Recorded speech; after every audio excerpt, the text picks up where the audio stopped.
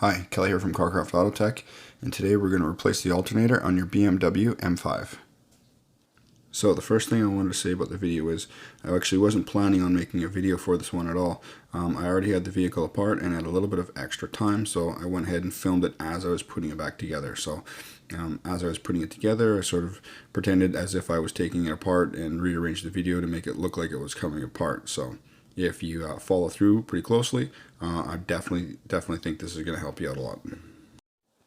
So the real reason why I filmed this video is looking at the service manual, it showed removing the radiator. Of course, when I looked at the vehicle, this just did not seem to be looking like it needed to be done. Of course, removing the radiator, getting in the cooling system is a whole nother hassle, and especially when it looked like there was enough room. All data stated 3 hours, but it definitely looked like, without removing the radiator, that I could do this in much less. This is my first time doing it on one of these, and I would say realistically, without the hassle of filming and all that kind of stuff, I probably would have had this done in 1 hour. So, for the do-it-yourselfer, definitely save you a lot of time. If you happen to be maybe a service tech or flat rate tech, well, I mean, hey, you can definitely turn a little bit of extra hours there on this job if you know what you're doing.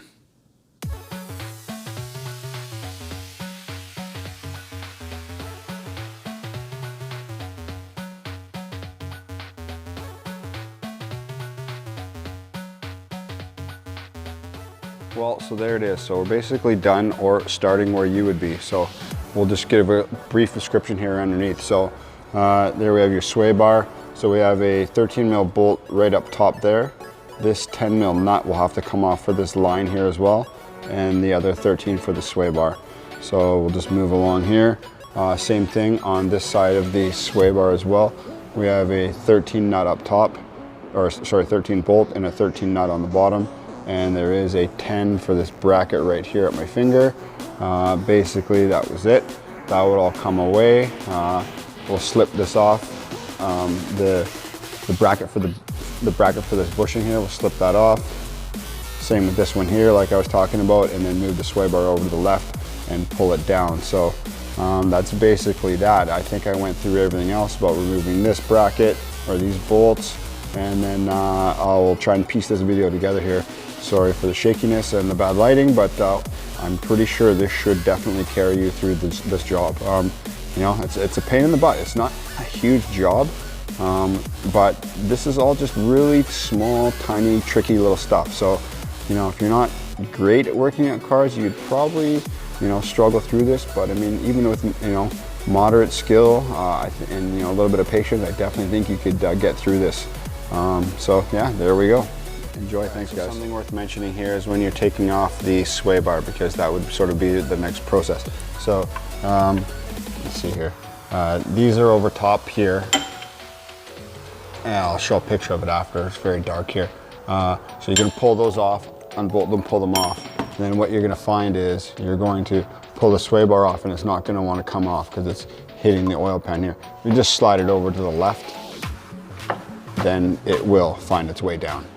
So remember that when it's coming off there. All right, so in order for us to get this all apart, what we would have done here is right here, where I'm tapping my finger, there is a 10 mil for this line, because we'll need to have that loosen up as we go. There is a connector for the accumulator. You just push in the tab here and basically just pull it off. Quite easy to figure that one out. And then we have the two 10 mils there. This vent line here, I'm just going to move this. This vent line was bolted in with a 10 mil right here where my index finger is as well. And we had another 10 right there as well. So this part all comes apart fairly simply. All right, so let's take a quick look at this. So this is partially on the way back together, or I guess you could call it partially on the way out, depending on when you're looking at it. So here, this guy here, this is the accumulator, and this is that bracket. There's the lower portion and that upper piece. So as you can see, of course, we got no room. So basically what I've done here is we would pull this out of the way, and then there it is. So right up there, there's that top bolt we were talking about. Sorry, there we go, a little bit bright. You can see it right in that space right there. That is that one there. We can work that with an open end wrench. Very tough, but it is totally doable. And you can wiggle it out. You can wiggle this line around quite a bit to give this, sorry, let's see here. This line right here, we can move this around quite a bit to give us some fighting space. And then, sorry, I'm trying to not make this look too horrible here on film, but on camera, right here is the other bolt. Same thing, we can wiggle this around quite a bit and push it and do what we got to do to create some space and get a little socket up there, wrench, whatever it is. So looks terrible here. Let's see. It's all blown out. There it is, right up there. Anyways, so yeah. So get it out. It's not that bad. All right, so we're looking up there at the drive belt and tensioner. You would go ahead, and this is your tensioner here. You would have to pop this off here with a little screwdriver. Mine was already off, of course. And then we have a 14 mil bolt there, and we would go ahead and put a ratchet on there. See if I can get it on. And we would sweep it down. Now you'll notice there's not much movement in this thing. So what I found was that I could not get it over the, sorry, you can't see that, you can't get it over the lip of the pulley here very easily. So I untensioned it and slipped it off around here, and then pulled the belt off the alternator. The belt just doesn't have a lot of sweep, or the tensioner doesn't have a lot of sweep, and if you do that, it'll definitely make your life a lot easier. So we'll go ahead and get that. So we're just looking up here at the top of the alternator. So as you can see, you know, way up there, that is the top bolt, 16 millimeter. This would be the longer bottom one here. So you would go ahead and remove that. And what you're gonna find is, like I was saying earlier, you're gonna find that the factory alternator is tight. You're gonna get a pry bar like I got in here, and you're gonna go ahead and pry that off of the block, because it's going to be basically going to be tight there. So this new one, like I was saying, sorry for the shakiness, the new one, like I was saying, is nice and free, and you can see that it slips over. Generally, this would be quite a fight here, but as you can see there, it's quite moving past it quite nicely. So yeah, so I got it all bolted on and whatnot. Let's go ahead and get the bolts tightened up, and let's get it put in. All right, so sorry about the lighting. As you can see here, we're sort of half in now, and what on your way out, you would be able to lower it down to this position, and you'd be able to, as you can see, get my hand back up there, reach up there and undo the nut on the back for the main power wire, and you would also be able to reach that top connector there and undo that guy. So let's see, probably can't see so well, but there I am screwing that nut on in the back, right back there. Can't get the color to fade out correctly, but there it is back up in the back there. Just look back up in there again one more time. This is the top, let's see, this is the top plug for the alternator right here, and this is the main power cable right there. So I'm just gonna try to step back a little bit here. So we're gonna move this tube out of the way. We got this, I think this is a power steering line. We're going to use this space right here, kind of where my hand is, sort of not very lit very well.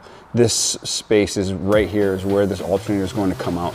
So we're just going to move this down, and move that down out of the way there. Okay, so we're looking right up under the motor there.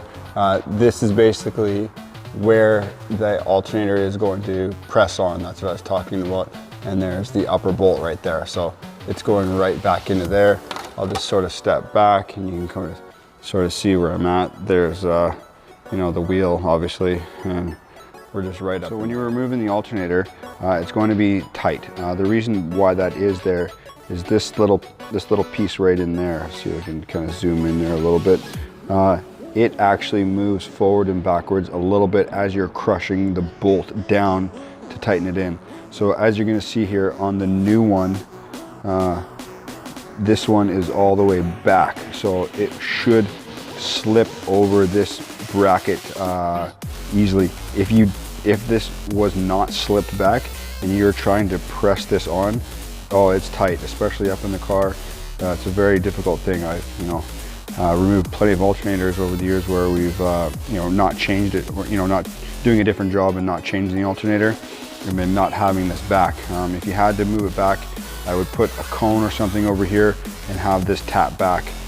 Sometimes they're seized and they don't want to move. If that's the case, I mean, you could always sort of lightly file it here, just to make the tiniest little bit of clearance. You know, definitely fought with those over the years. So there you go. This one should go back in, no problem here.